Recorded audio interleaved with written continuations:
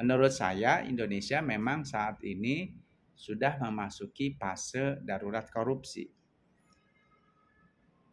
Kenapa? Karena satu, selain angka yang dikorupsi, dana uang rakyat, uang negara yang dikorupsi udah bukan lagi puluhan miliar, tapi sudah ratusan triliun. Dan para pelaku korupsinya bukan hanya pejabat negara di tingkat pusat, tapi juga di berbagai macam daerah.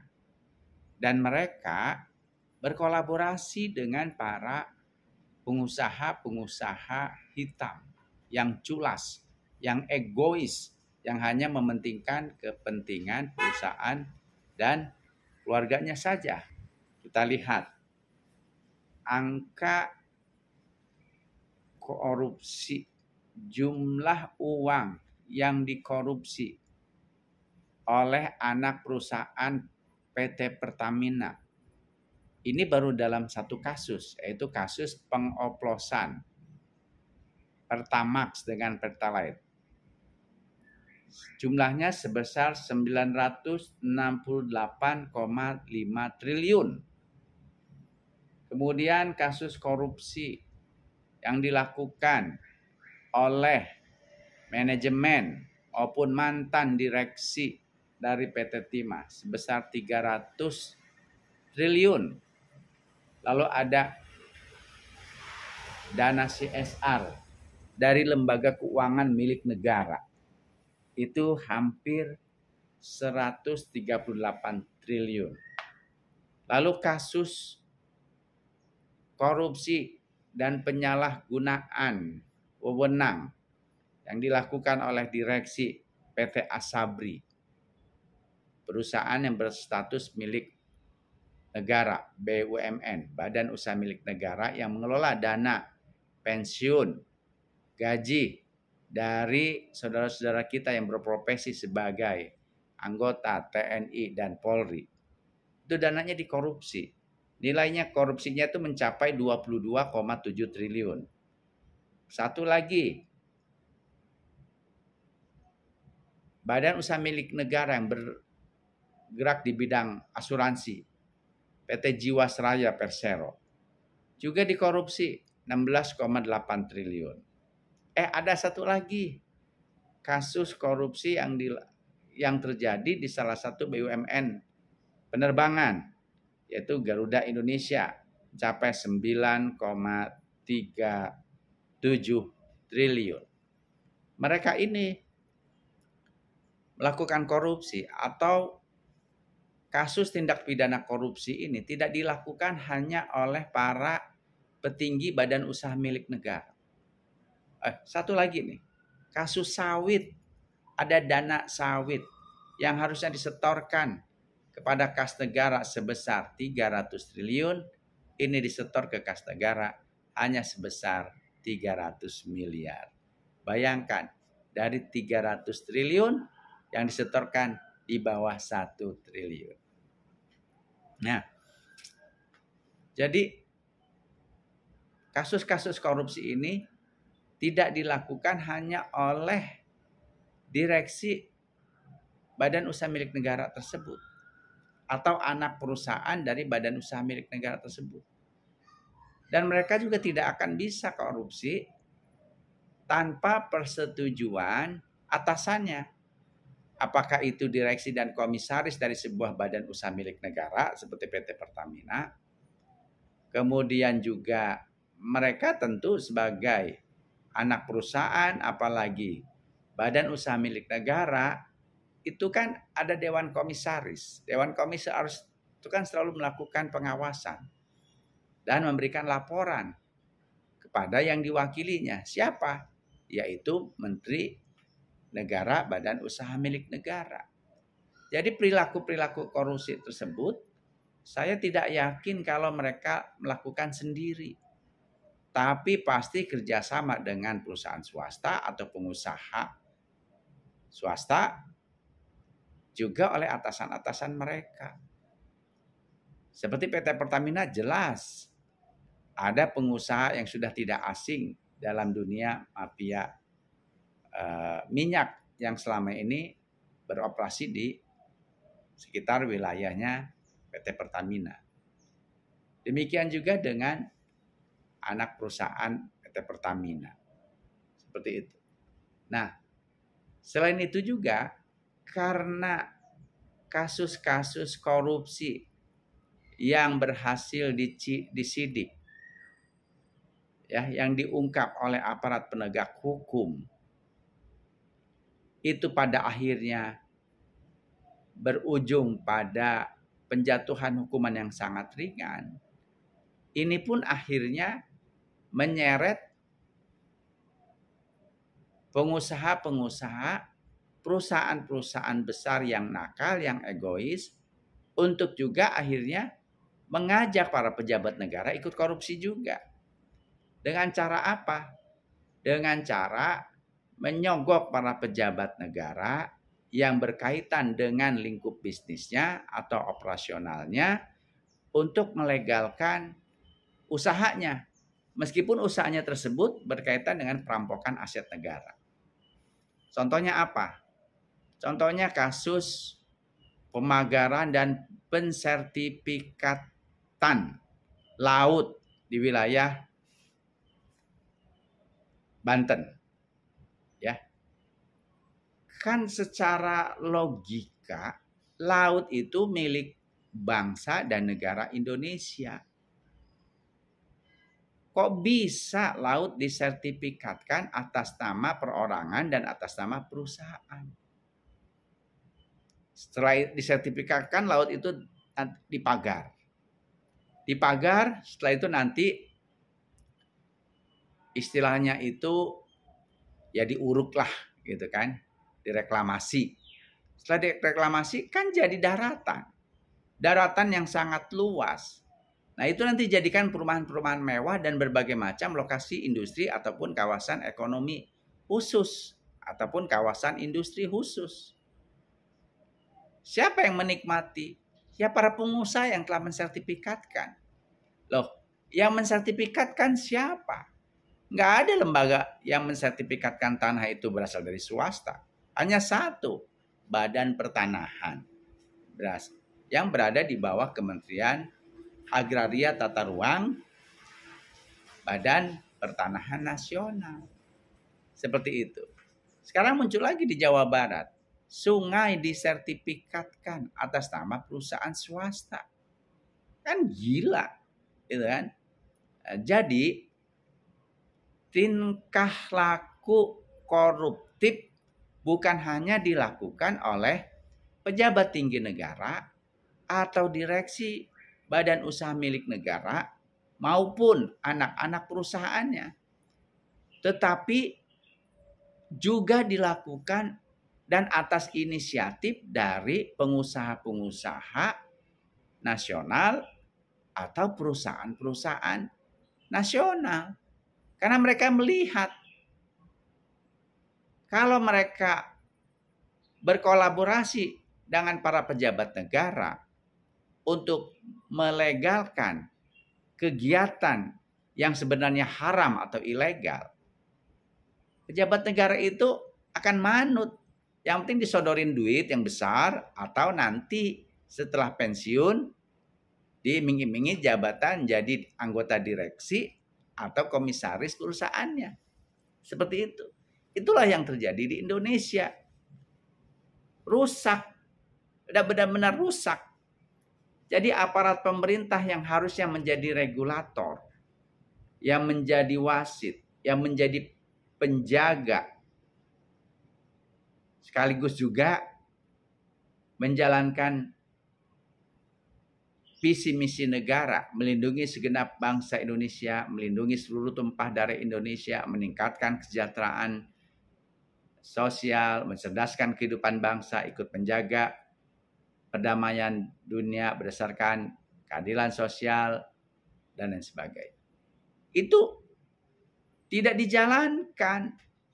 Jadi para pejabat negara pun itu melanggar konstitusi karena tidak menjalankan amanat konstitusi yang diuraikan dalam alinea keempat pembukaan Undang-Undang Dasar 1945. Kenapa perilaku korupsi ini tidak hanya dilakukan oleh para pejabat negara, direksi badan usaha milik negara, atau anak perusahaan dari BUMN, tetapi juga sudah dilakukan oleh para pengusaha-pengusaha hitam tadi. Laut disertifikatkan, lalu direklamasi, dipagar, sungai disertifikatkan, diakui milik perusahaan atau milik pribadi. Ya karena hukuman yang dijatuhkan oleh negara itu sangat lemah. Nah, selain itu juga tidak sedikit aparat penegak hukum. Kita ini setidaknya ada 3 lembaga aparat penegak hukum. Ya, ada Kejaksaan Agung, ada Kepolisian, ada Komisi Pemberantasan Korupsi. Terkadang galak dan tumpul di depannya. Ya, mengungkapkan ini perusahaan ini, anggota direksinya melakukan tindakan korupsi, merugikan negara sekian puluh triliun, sekian ratus triliun. Tapi lihat ujung-ujungnya. Tenggelam, ya kan? Contoh, kasus pagar laut. Di mana laut sudah disertifikatkan, laut dipagar, itu kan melanggar undang-undang, melanggar hukum. Bahkan melanggar hukum internasional. Awalnya galak oleh aparat penegak hukum, diungkap. Tapi sekarang kendor. Bahkan pemilik perusahaannya lagi aktif, rajin menarik simpati masyarakat, bagi-bagi sembako, renovasi rumah jelek di kawasan Jakarta Utara, dan sebagainya. Seperti itu. Demikian juga kasus pengoplosan Pertamax, minyak yang harusnya mengandung RON 92 dengan Pertalite yang RON-nya 90. Sekarang tenggelam. Yang semula katanya ada pejabat tinggi negara setingkat menteri terlibat kasus tersebut, sekarang buru-buru dibantah. Itu. Dan bukan tidak mustahil nanti akhirnya ada satu atau beberapa pihak yang dikorbankan untuk menjadi tersangka. Padahal orang itu tidak memegang peranan penting. Nah, karena kasus-kasus seperti inilah akhirnya tindak pidana korupsi uang negara, uang rakyat, itu semakin sering terjadi. Dan semakin menjadi berita yang sehari-hari kita lihat. Nah, kalau ini dibiarkan, ya tentu akan sama halnya dengan negara-negara yang korup di Afrika Utara, di Afrika maupun di Amerika Selatan. Nanti rakyatnya semakin miskin. Apa mau kita negara yang kaya raya akan sumber daya alam ini? Yang kemarin damai, itu nanti malah menjadi perang saudara karena angka korupsi yang tinggi. Karena para pejabat negaranya yang korup. Hukum bisa diperjualbelikan. Seperti itu. Maka supaya darurat korupsi ini tidak berlarut-larut, menurut saya kuncinya adalah di penegakan hukum. Saya sepakat dengan ICW. Oke lah kalau misalnya pelaku korupsi itu tidak diberikan hukuman mati. Tapi hukuman penjara seumur hidup dan dirampas aset-asetnya. Namun ada yang like spesialis. Kalau yang melakukan tindak pidana korupsi itu aparat penegak hukum. Seperti dari kejaksaan, KPK, kepolisian, kehakiman. Mereka ini kan harusnya yang menegakkan hukum. Sekaligus juga mencegah agar tindak pidana korupsi tidak terjadi, sekaligus bisa menimbulkan efek jera kepada para pelaku tindak pidana korupsi lainnya.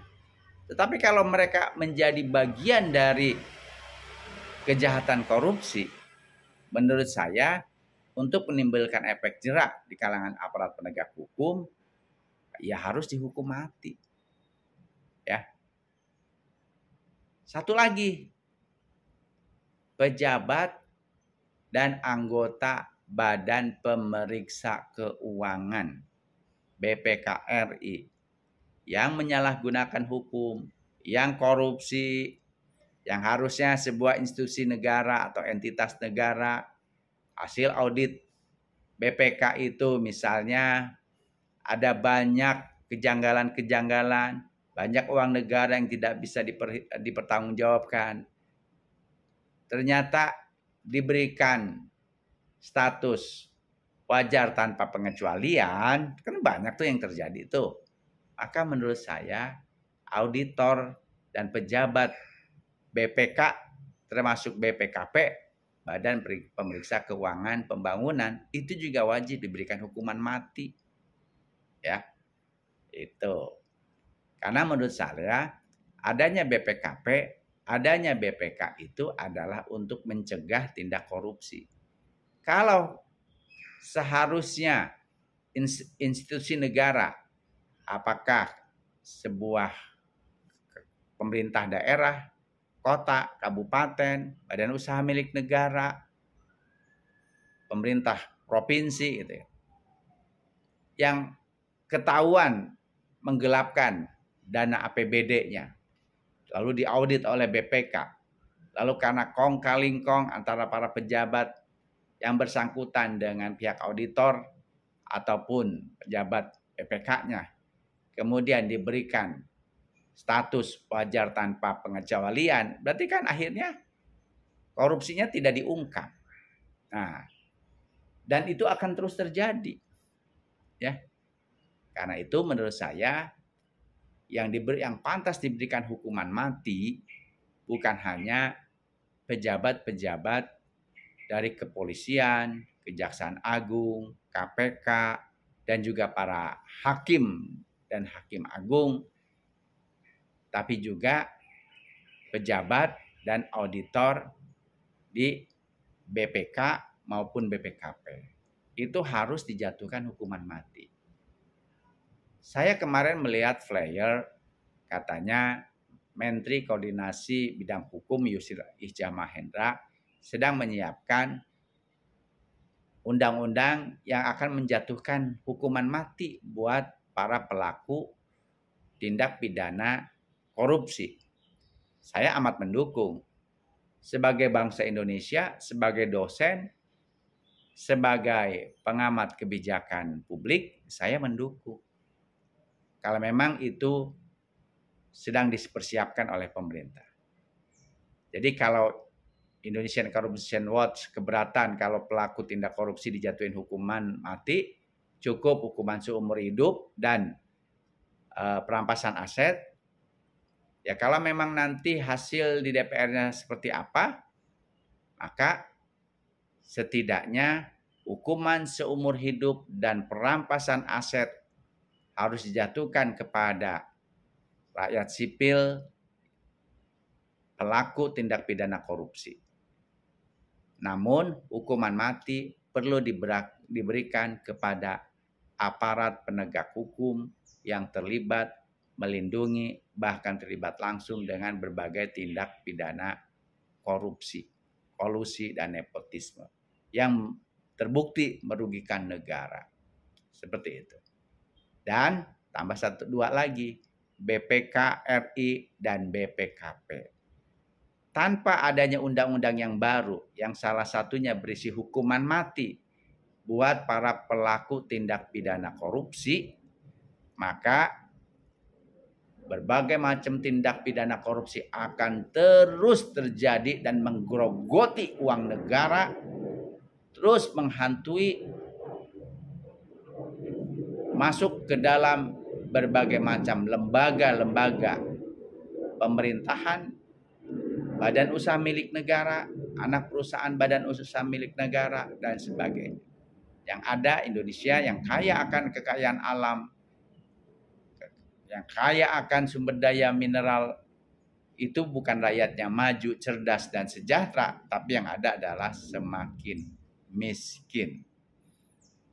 Menurut saya seperti itu. Satu-satunya cara mencegah atau menghentikan tindak pidana korupsi yang saat ini benar-benar sudah extraordinary adalah dengan penerapan hukuman mati dan perampasan aset para koruptor, serta satu lagi.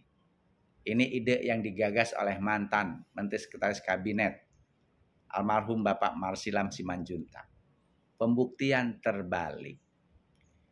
Kalau seorang pejabat di instansi apapun, kehidupan dirinya, kehidupan keluarganya, kehidupan istrinya, flexing, pamer mobil mewah, pamer rumah mewah, atau kekayaannya di bank luar biasa banyaknya, maka pejabat tersebut harus bisa membuktikan hartanya itu dapat dari mana. Pasti kalau diperiksa ini warisan dari keluarga, ini hibah. Hibah dari mana? Hibah dari pihak yang nyogok. Warisan keluarga kita lihat nanti. Mertua atau ayahnya itu keluarga yang sangat kaya raya, tidak. Ya, lihat mana bukti waris dan sebagainya. Nah, tapi untuk pemeriksa itu sendiri dibutuhkan ya integritas dari pejabat negara yang akan memeriksanya. Karena itu sekali lagi, tanpa ada hukuman yang berat bagi para pejabat, direksi badan usaha milik negara, direksi anak perusahaan melakukan korupsi, baik korupsi berupa uang secara langsung ataupun korupsi kebijakan, seperti kasus pensertifikatkan laut, kasus pensertifikatkan sungai, yaitu jelas-jelas milik negara, kok disertifikatkan milik pribadi, itu harus diberikan hukuman mati dan perampasan aset.